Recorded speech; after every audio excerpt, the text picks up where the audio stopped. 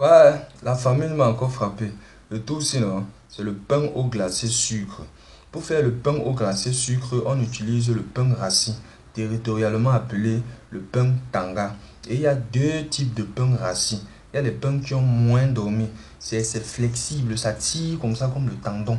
Il y a les pains maintenant qui ont trop dormi. C'est raide, ces trois. C'est ça qu'on utilise pour faire le pain perdu sucre. Maintenant, pour manger le pain au glacé sucre, quand tu achètes un pain là, c'est encore droit. Tu n'as pas besoin de couper.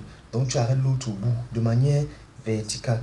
Tu trempes ça dans l'eau comme si tu trempais le pinceau dans le vernis. Donc, de manière verticale, tu trempes dans l'eau. Dès que tu trempes là, il y a choc de deux corps. Donc, il y a choc liquido-solide. Donc, l'eau ici agit comme l'organisme dans le phénomène de phagocytose. Donc, quand un corps étranger entre dans l'organisme, il y a d'abord l'englobement, ensuite la destruction. Donc, l'eau ici englobe le pain. Le pain devient plus lourd. Et maintenant, il y a la destruction des hématies pinales. On parle ici du phénomène d'ocytose. C'est la magie.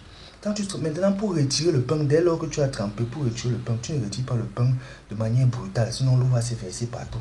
Pour retirer le pain, tu retires progressivement et tu fais 3 jets, comme si tu toquais chez quelqu'un. Toc, toc, toc.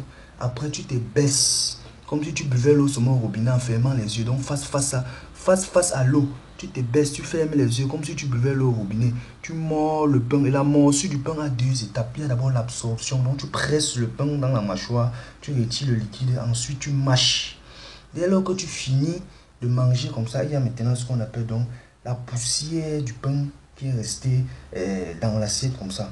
Pour ceux qui ont grandi dans les zones, dans les quartiers difficiles, là, qui ont vécu pardon, en promiscuité, quand tu laves souvent le sol, là, à la fin, il y a la poussière, donc il y a le sable en bas. Il faut que, avec la petite quantité d'eau qui reste là, tu dois verser ça d'un coup. Tu es obligé de tourner ça rapidement, comme si tu dansais le lali avant de verser. Donc c'est comme ça que tu prends le reste d'eau qui est resté du pain là, comme il y a la poussière du pain dans l'eau.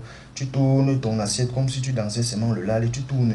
L'eau là, ça ramasse toute la poussière du pain là partout d'un jet rapide. Et tu balances ça dans ta bouche. Waouh! Comme ça entre dans toi. Surtout quand il fait bien chaud là. C'est la magie.